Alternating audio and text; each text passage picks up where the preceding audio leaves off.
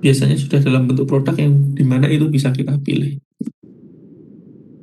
Jadi kelompok-kelompok karpin, ya, pilokarpin itu salah satunya ada di obat tetes mata. Jadi nanti untuk kasus-kasus mata yang dimana dia mengalami gangguan pada pupilnya, ini nanti kita bisa terapi. Kalau memang gangguannya ada di situ. Nah, selain itu misalnya untuk pilokarpin yang ke arah di sini biasa digunakan untuk eh, hewan ruminansia biasanya akan digunakan untuk itu. Terutama untuk ketika dia terjadi gangguan berhentinya peristaltik yang ada di saluran pencernaan, terutama pada uh, keempat lambungnya. Jadi itu ketika ada permasalahan dan masalahnya adalah ketidakmampuan untuk terjadinya kontraksi dan sebagainya.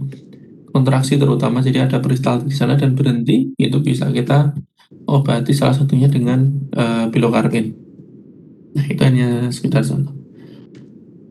Nah, ada juga yang bekerja tidak langsung.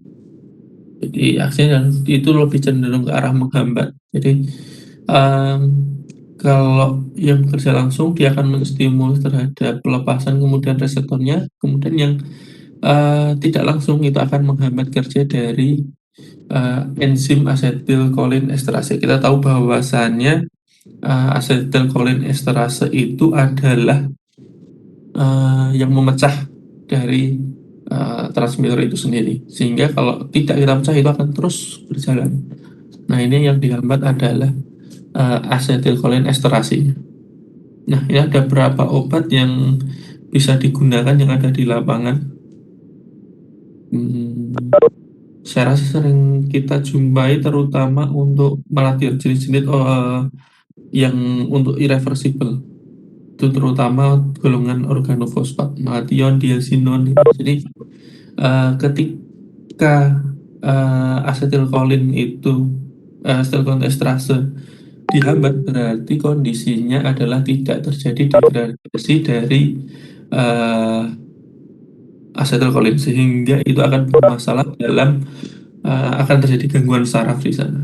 Terutama ini biasa digunakan untuk pengobatan pada ektoparasit sehingga menyebabkan kelumpuhan dari ektoparasit itu sendiri.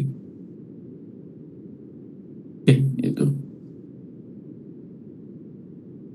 Kemudian ini ada pembagian, kemudian ada di bagian antagonis cholinergic atau cholinergic blocker. Itu yang terutama yang pertama adalah antagonis pada muscarinic. Itu ada spesifik blocking reseptor. Jadi ini bekerjanya adalah spesifik, beberapa obat ini dia memiliki kerja spesifik yaitu memblokir reseptor muscarinic. Dia hanya berefek sangat sedikit, tidak terlalu kuat pada neuromuskular atau di otot. Nah, itu contohnya yang sering kita jumpai adalah atropin. Itu yang sering kita gunakan. Saya rasa nanti kalau teman-teman jadi praktisi, atropin ini banyak kita gunakan terutama untuk premedikasi atau obat yang akan digunakan sebelum eh, dilakukan pembiusan untuk proses operasi. Karena dia akan memblokir reseptor karena reseptor ada salah satu obat nanti yaitu prostaglandin. Dia salah satu efeknya adalah menimbulkan respon untuk muntah. Nah, respon muntah inilah yang nanti kenapa kita harus memberikan premedikasi, salah satunya atropin. Itu diberikan yaitu untuk memblokir reseptor muscarinic sehingga tidak terjadi respon muntah. Seperti itu. Nah, kalau dari sejarahnya atropin sulfat ini merupakan, jadi dia golongan dari bahan alkaloid dari tanaman Atropa belladonna, kemudian disintetis diperbanyak. Dia merupakan antagonis kompetitif asetilkolin pada reseptor muscarinic. Jadi dan memiliki kemampuan penetrasi ke central nervous system. Jadi tidak hanya menekan si reseptor untuk tidak terjadinya, misal di lambung tadi untuk tidak ada respon muntah, tapi dia juga penetrasi ke sistem saraf pusat, dia akan lebih tenang, kemudian walaupun dia tidak menimbulkan sedasi yang dalam. Nah, biasanya atropin ini dapat digunakan untuk beberapa gejala yang timbul atau gejala abnormalitas pada hewan yang terutama misalnya di sini contohnya adalah mata. Ketika terjadi migrasi atau dilatasi pupil, atau dia ketidakmampuan dalam fokus. Jadi ini bisa si atropin sendiri ini dapat meningkatkan tekanan intraokuler pada pasien glaukoma.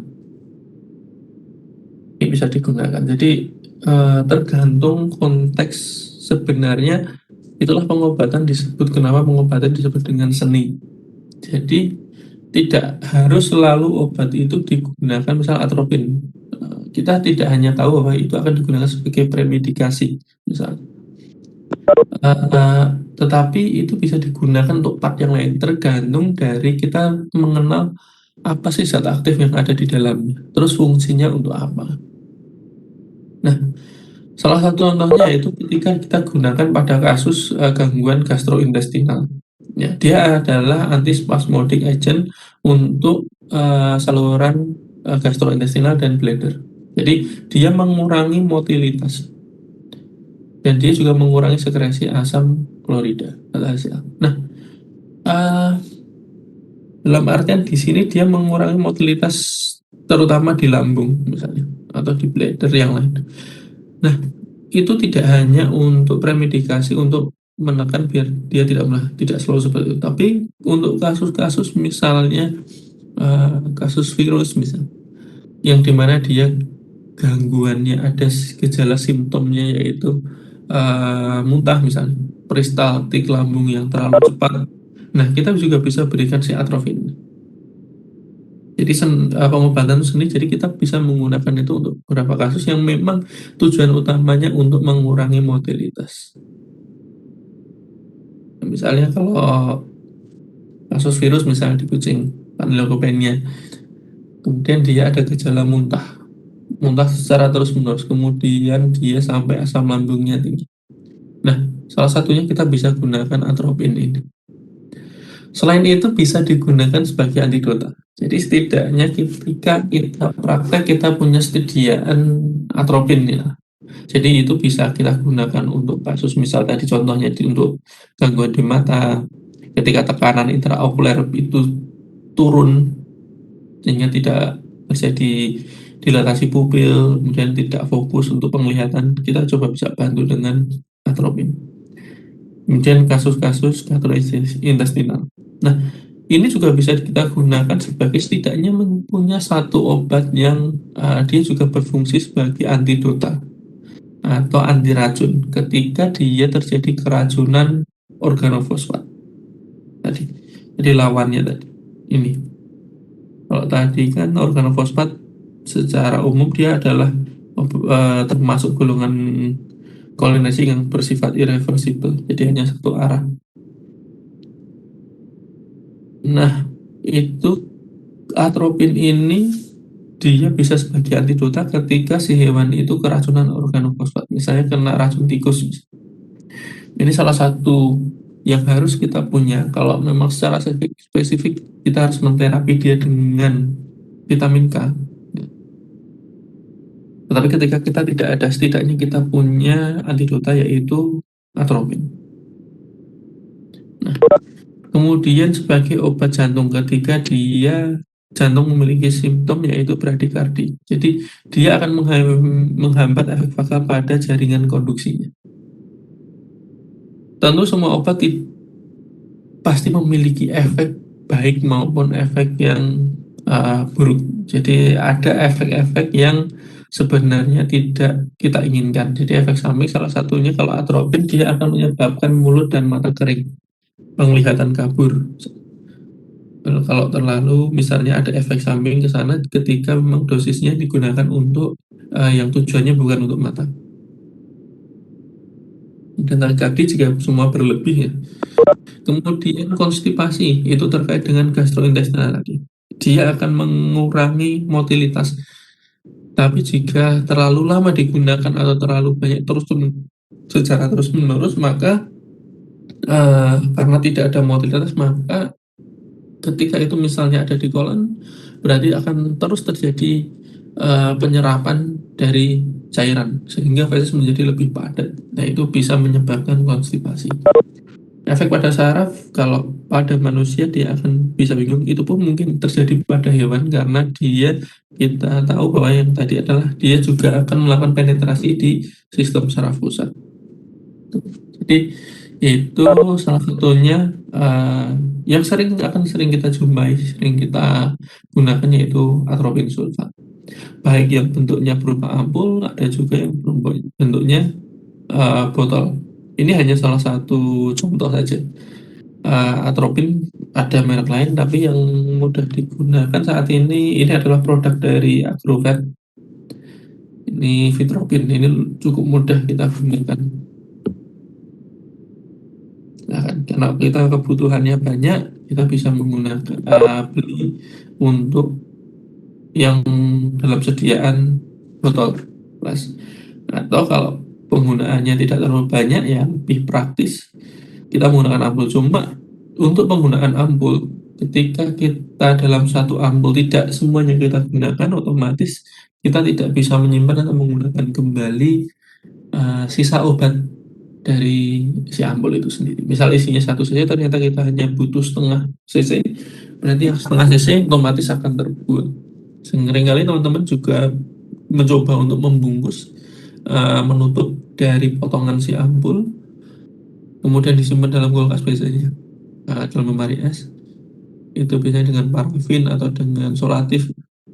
Tetapi kita tidak bisa menjamin terkait dengan sterilitas dari sisa obat itu sendiri. Dan dari pengalaman, kemampuan dari obat ini jauh berkurang ketika kita memang menyimpan untuk produk-produk ampul ini. Berbeda dengan sediaan dalam botol, jadi karena tutupnya juga rapat dari karet, kemudian sangat minim untuk proses teroksidasi, jadi bisa lebih awet. Dan bahan dasarnya pun tentu akan dilengkapi dengan bahan-bahan pengawet untuk menjaga kesterilan dari produk itu sendiri. Nah, golongan alkaloid yang lain dari belladonna alkaloid dengan senyawa dengan efek saraf topi serupa dengan atropin ini mirip, tetapi dampak ke sistem saraf pusatnya lebih besar. Jadi dia apa namanya, lebih ke arah bisa menimbulkan sedasi, dan dia buruknya adalah dia itu adalah memblok short term memory. Jadi seperti dia akan menimbulkan efek amnesia itu kalau pada manusia. Jadi pada hewan pun takutnya seperti itu. Itu saya sendiri belum pernah menggunakan untuk jenis sediaan ini karena cukup terwakili dengan atropin. Nah, indikasi sama itu biasanya digunakan untuk yang mual, muntah. Jadi dia akan mengurangi motilitas dari gastrointestinal tract. Nah, ini digunakan juga untuk saat pembedahan. Dia dapat mengurangi saliva. Kemudian kalau si atropin dia tidak menimbulkan amnesia. Nah, kemudian efek samping mirip-mirip atropin. Jadi kalau kita kembali ke sini, mulut, mata kering. Ketika kita melakukan anestesi, kita melakukan premedikasi dengan atropin, kemudian melakukan anestesi kucing terutama hewan. Jadi coba diperhatikan jika dia dilakukan operasi dalam jangka waktu yang agak panjang, karena kalau kucing teranestesi salah satu contohnya, mata itu akan selalu terbuka. Nah, itu berpotensi mata itu kering. Jadi kalau memang dalam jangka waktu yang panjang, jadi silahkan untuk meneteskan, misal kita bisa menggunakan air mata buatan. yang banyak dijual di apotek. Kita bisa gunakan itu untuk menjaga kelembapan dari mata sehingga mengurangi risiko kerusakan mata. Jadi kalau memang waktunya lama, itu dapat diberikan secara berkala. Ketika sudah terlihat agak kering, kita tetes lagi. Oke, kemudian ada antagonis nikotinik. Antagonis ini terutama pada bagian ganglion. Dia memblokir ganglion parasimpatis maupun simpatis. Uh, Secara umum, ini hanya kita sebutkan teman-teman sekedar tahu berapa jenis yang ada di uh, alam lah, yang disintetis. Tapi ini sangat jarang digunakan untuk terapi. Ini sekedar tahu aja bahwasannya ada obat-obat seperti ini, dan di lapangan sediaan itu pun saya rasa sulit untuk didapatkan. Nah, ada kelompok pemblokir neuromuskuler. Jadi reseptor dari nikotinik sendiri pada persambungan di pertemuannya pertemuan saraf persambungan neuromuskuler skeletal sebagai antagonis. Nah, jadi ini beberapa obat juga menjadi pemblokir neuromuskuler. Jadi sehingga dia akan menimbulkan efek relaksasi. Nah, ini obat-obat ini jenis-jenis yang untuk antagonis nikotinik itu sendiri, jadi untuk produknya sulit untuk kita dapatkan. Jadi memang sangat jarang untuk digunakan untuk pengobatan pada hewan khususnya. Mungkin kalau di manusia mungkin ada sebagian yang menggunakan karena kita tidak tahu untuk terapi apa saja kita. Mungkin teman-teman bisa pelajari itu. Cuma untuk di kasus di hewan kita tidak menggunakan itu. Dan secara umum dia akan bersifat kompetitif inhibitor. Jadi aksinya dilawan dengan penambahan asetilkolin dan neostigmin. Jadi dia lebih bekerja yaitu penghambat dari asetilkolin, esterase. Oke, kemudian ada yang dari kelompok depolarizing agent, dia menempati reseptor nikotinik dan terjadi depolarisasi. Itu contohnya ada beberapa, dan ini juga tidak atau jarang, mungkin jarang ya, mungkin ada dokter hewan yang menggunakan, cuma setahu saya belum, untuk dokter hewan baik yang senior saya jumpai belum pernah ada yang menggunakan. Nah, ini adalah intensi dari obat-obat yang terutama untuk pada transmisi kolinergik. Jadi ini ada beberapa jenis obat dengan tanda panah tertentu, ada yang panah merah, kemudian tanda yang hijau ini, kemudian yang bentuknya dot maupun yang solid. Yang solid merah ini dia adalah antagonis yang bersifat antagonistik, kemudian yang solid agonis, jadi dia lebih menstimulasi. Kemudian yang dot itu bersifat antagonis. Jadi ini ada beberapa yang kita tahu kerjanya ada di mana dari sistem. Ini adalah siklus dari biokimia dari asetilkolin. Nah, jadi obat-obat itu tergantung bergeraknya di mana. Seperti atropin misalnya, contohnya dia untuk yang anti muskarinik di situ. Jadi ada kerja untuk spesifik di gelang muskarinik. Dia langsung untuk sebagai yang bersifat antagonistik pada reseptor dan aksi.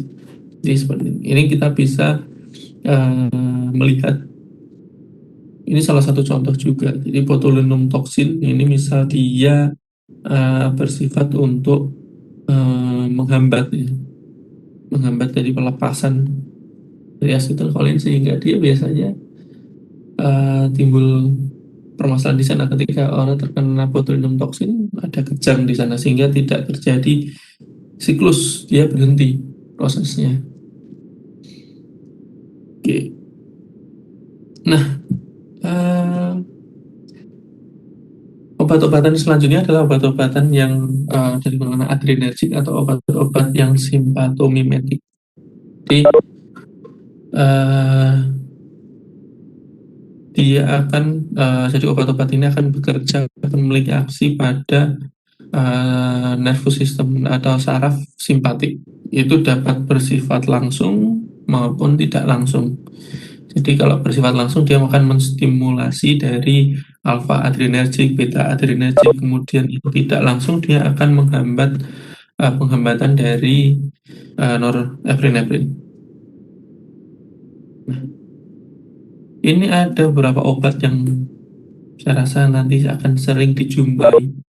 Saya rasa banyak sering dengar lah atau kita sering menggunakan, misal ada epinefrin, kemudian yang paling sering kita mungkin digunakan teman-teman adalah salbutamol. Jadi itu adalah obat-obat yang memiliki efek langsung pada atau agonis reseptor. Jadi dia menstimulus di situ. Nah, epinefrin. Jadi epinefrin itu atau yang sering disebut juga adrenalin. Jadi dia adalah senyawa katekolamin. Jadi dia sintesis dari medula adrenal dilepaskan dalam darah. Dia bersifat untuk sebagai agonis pada reseptor alfa dan beta. Nah, jadi kalau nanti tergantung dia kalau bekerja pada reseptor alfa, dia bisa vasokonstriksi. Kalau beta, vasodilatasi. Jadi itu terutama pada sistem vaskularisasi. Nah, epinefrin ini biasanya lebih banyak kita gunakan untuk ketika operasi kita biasanya harus sedia. Ya. Selain kalau kita itu dengan untuk di jantung biasanya untuk memacu jantung, jadi dia lebih ke arah kontraksinya. Ketika memang hewan itu jadi kolaps, untuk kita selamatkan, kita bisa pacu-pacukan dengan adrenalin. Nah, pada proses operasi misal ketika kita akan menghindari pendarahan tentunya, tetapi tidak selamanya kita selamat dari proses pendarahan. Mungkin kita salah sayat, atau mungkin saat itu, misalnya pada kucing, misalnya dia sedang fase estrus, kemudian tekanan darah sangat tinggi, sistem peredaran darah sangat cepat.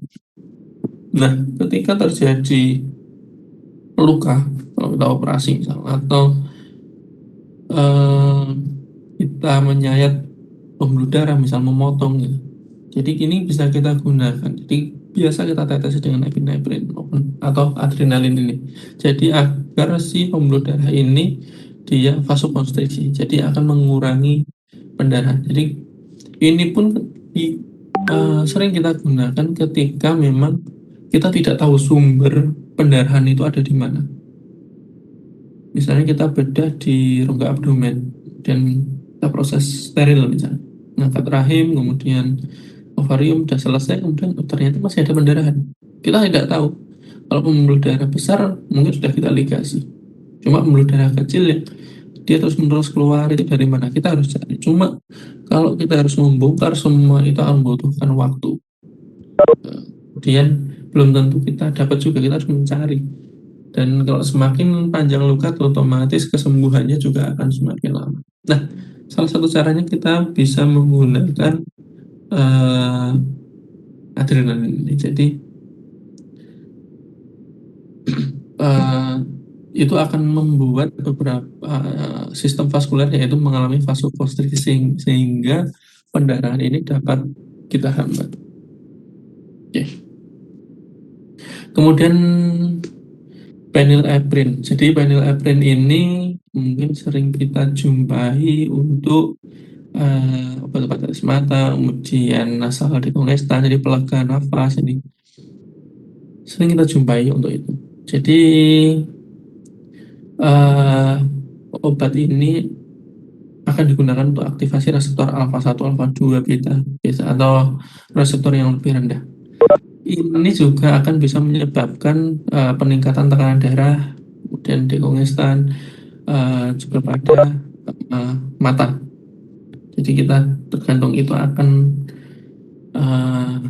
menghambat atau dia mempercepat vaskularisasi. Itu tergantung pada kapan obat ini akan digunakan.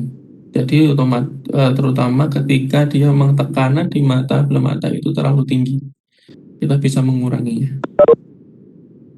Potensinya lebih rendah dari epinefrin, namun kerjanya bisa lebih panjang. Itu salah satu keuntungannya. Nah, kemudian jenis lain, eh, kita jarang sebenarnya ketemu dengan isoprenalin, jarang kita gunakan juga, tetapi dia obat ini salah satunya keistimewaan adalah dia tahan terhadap monoamin oksidase. Jadi dia tidak mudah rusak oleh enzim. Kemudian efek pada reseptor beta dia lebih tinggi, terutama untuk vaskular, berarti untuk vasodilatasi.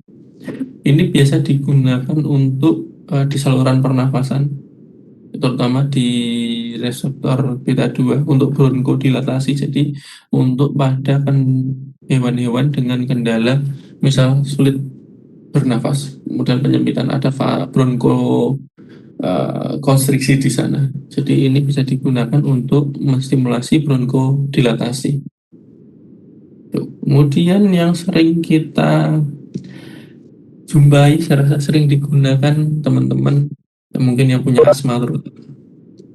Jadi ini salbutamol dan clenbuterol ini selektif pada reseptor beta 2. Dia memicu untuk bronkodilatasi. Jadi biasanya uh, hewan pun juga mengalami sesak nafas misalnya ketika memang dia mengalami peradangan di saluran pernafasan sehingga membuat bronkus itu kontraksi sehingga uh, aliran udara itu terhambat, terutama untuk kasus-kasus misalnya untuk kasus rhinotrachetis misalnya itu dia akan mengalami gangguan pernafasan. Jadi itu kita bisa gunakan salbutamol biasanya kalau teman-teman yang biasa melakukan nebu gitu, nebulasi pada hewan, yaitu dengan memberikan salah satunya adalah salbutamol, Ventolin misalnya, Ventolin seri yang untuk digunakan untuk proses nebu itu bisa digunakan.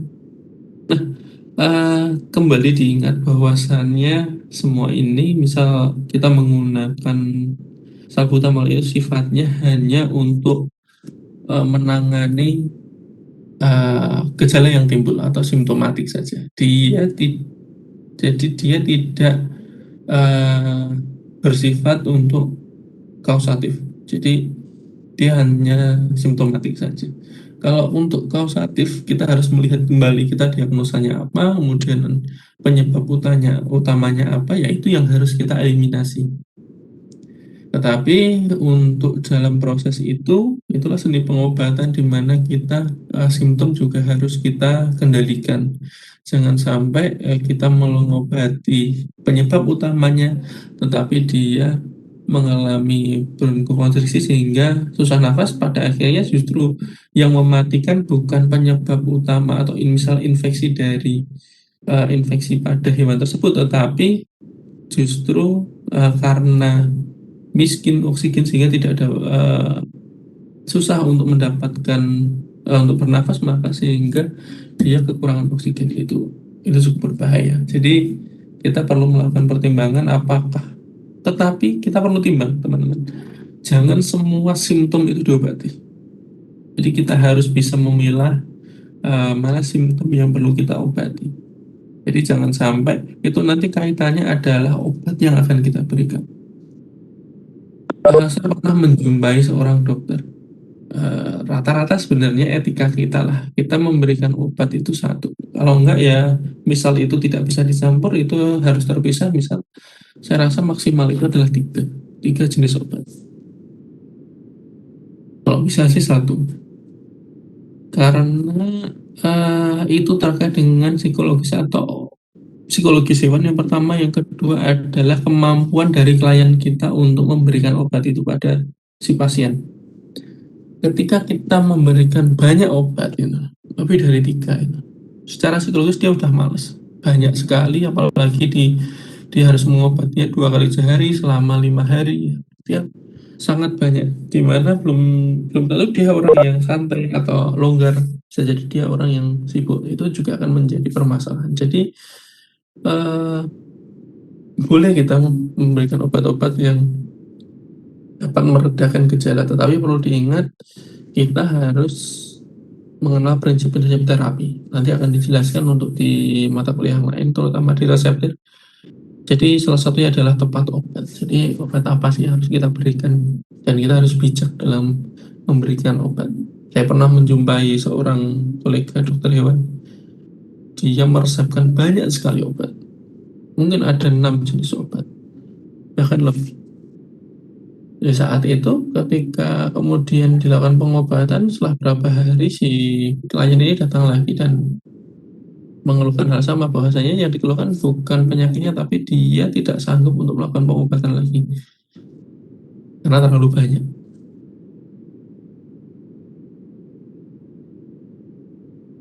Nah, ini methoxamin, kerjanya mirip dengan phenylephrine.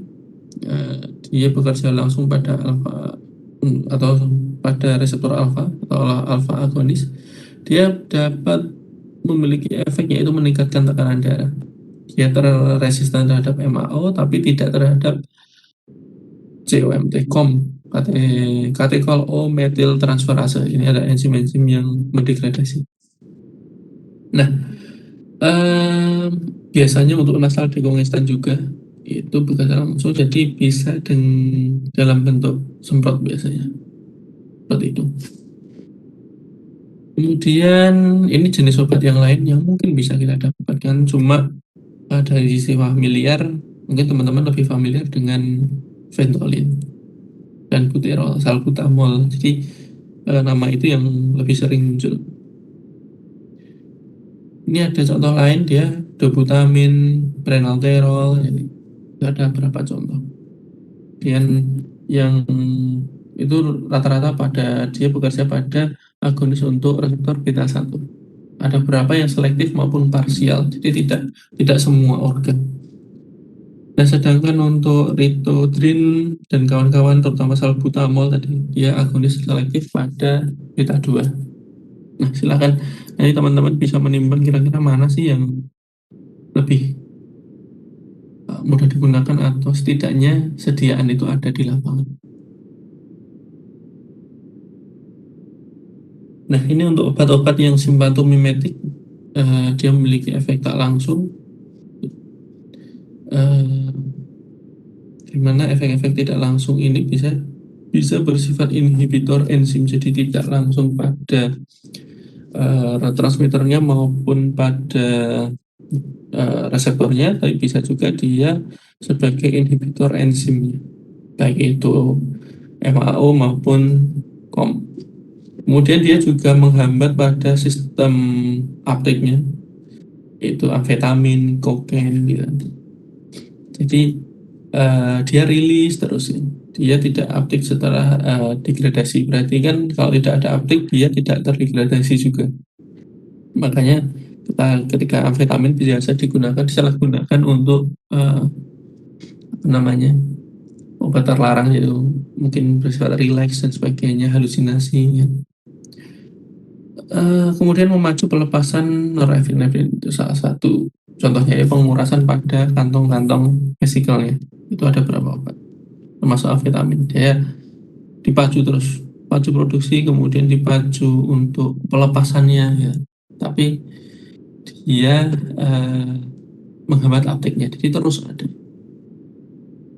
Oke, ini yang tadi. Jadi ada tiramin, amfetamin. Jadi kalau tiramin lebih memacu pada pelepasan norepinefrin itu pada reseptor alfa dan beta, sedangkan amfetamin dia menstimulasi kerja jantung dan saraf pusat. Jadi apa namanya, itu bisa kita gunakan si senyawa ini kalau misal teman-teman bisa mendapatkan, karena amfetamin sendiri sudah masuk dalam list BNN, berarti untuk sulit untuk didapatkan. Jadi kalau dia menstimulasi pelepasan norepinefrin dia dari vesikel presinap ya, dan memblokade uptake-nya. Kalau memang itu yang dibutuhkan, ya kita bisa menggunakan amfetamin. Coba kalau itu sulit dapatkan, ya saya rasa tidak menjadi drug of choice. Jadi bisa memilih yang lain, karena mungkin efektif tapi tidak mudah didapatkan. Jadi sistem ya ini efeknya ke saraf pusat ya salah satunya euforia, itu kenapa sering disalahgunakan. Kemudian ada metaraminol, ini juga jarang kita jumpai di lapangan, tetapi ada. Silahkan teman-teman kalau memang mungkin produknya ada tapi tidak di Indonesia mungkin, dan memang teman-teman membutuhkan, eh, dia sistemik vasokonstriktor yang kuat, tapi sistemik, jadi hati-hati. Dia tidak seperti epinefrin yang mungkin kita bisa gunakan secara lokal, tapi dia ini bersifat sistemik vasokonstriktor. Jadi kalau misalnya kita berikan, bisa jadi semua vaskuler itu mengalami vasokonstriksi. Itu justru akan membahayakan. Nah, kemudian ada ephedrine. Ephedrine saya rasa sering kita jumpai terutama untuk ketika kita mengalami batuk, pilek, dan sebagainya. Itu yaitu biasa digunakan untuk pada sistem respirasi. Dia bersifat untuk pada beta 2, dia bersifat bronkodilatasi, jadi lebih melegakan nafas. Jadi ephedrine. Dan ini biasa digunakan. Silahkan nanti dicek dosisnya, cara penggunaan. Kita belum masuk ke sana, cuma uh, salah satu referensi kita bisa anggapi di sini adalah bahwasanya ada ephedrine yang bisa digunakan pada hewan. Silahkan nanti bisa disesuaikan. Nah, untuk selanjutnya adalah masuk di antagonis adrenergik. Itu obat-obat yang menghambat sintesis untuk norepinefrin, kemudian menghambat penyimpanan, menghambat pelepasan. Jadi ada beberapa obat yang memang kerjanya spesifik. Dia menghambat sintesisnya, bisa juga itu contohnya ada metirosin dan kawan-kawan. Jadi dia menghambat sintesis dari norepinefrin. Kemudian dia ada juga yang menghambat penyimpanannya, reserpin. Jadi penyimpanannya dihambat sehingga dia ketika setelah diproduksi dia kemudian langsung dilepas. Kemudian ada juga obat yang menghambat pelepasan. Salah satunya adalah beryllium dan kawan-kawan. Nah, jadi ini adalah menghambat pelepasan dari Na sendiri sehingga tidak terjadi impuls. Kemudian ada obat adrenolitik, jadi berfungsi untuk memblokir reseptor alfa. Dia berasal dari alkaloid ergot. Dia sebenarnya terdapat secara alami, jadi memang dari alam. Rata-rata obat itu bersumber dari alam, kemudian setelah ketemu zat aktifnya itu yang disintetis.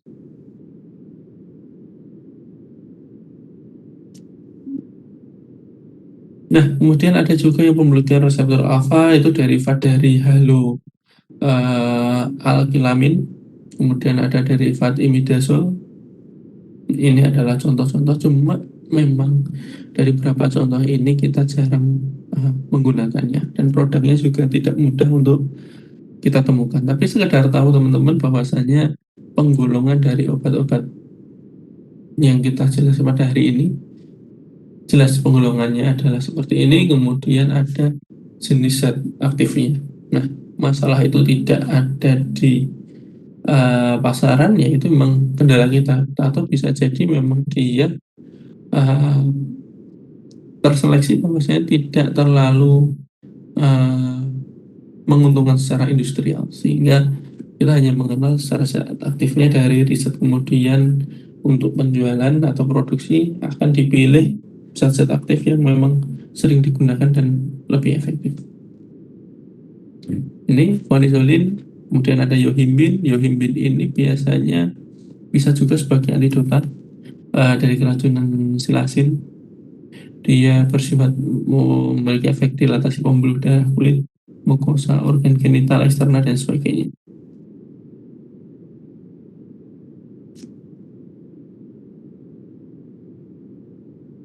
Nah, ini ada beberapa obat untuk pemblokir reseptor beta adrenergic, propranolol, alprenolol, jadi jenis yang belakangnya nolol, ya, tolol. Nah, itu adalah uh, khas dari obat-obat pemblokir reseptor beta adrenergic.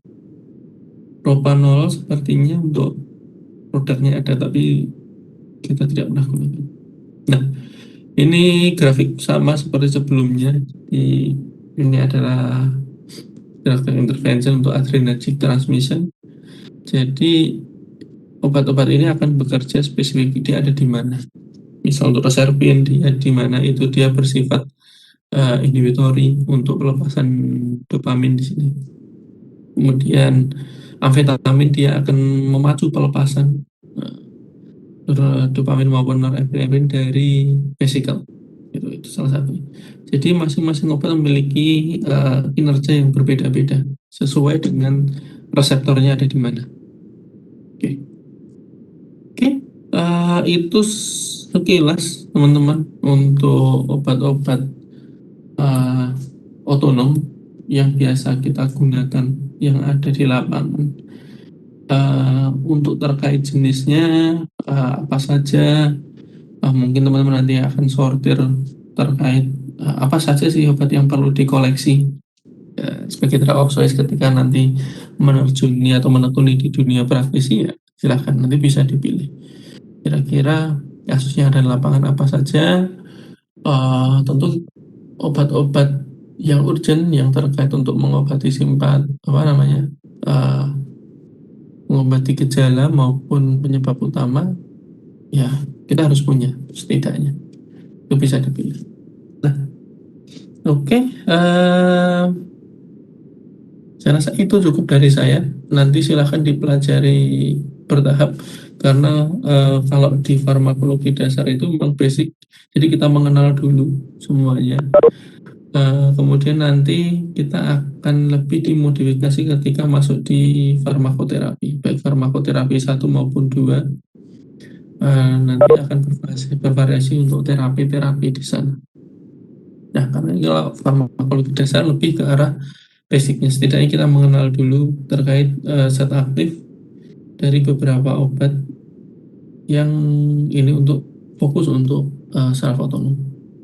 Oke, itu dari saya. Mungkin ada tambahan atau pertanyaan mungkin dari teman-teman. Mungkin kalau bisa saya jawab langsung akan saya jawab, kalau belum nanti akan saya jawab di pertemuan selanjutnya.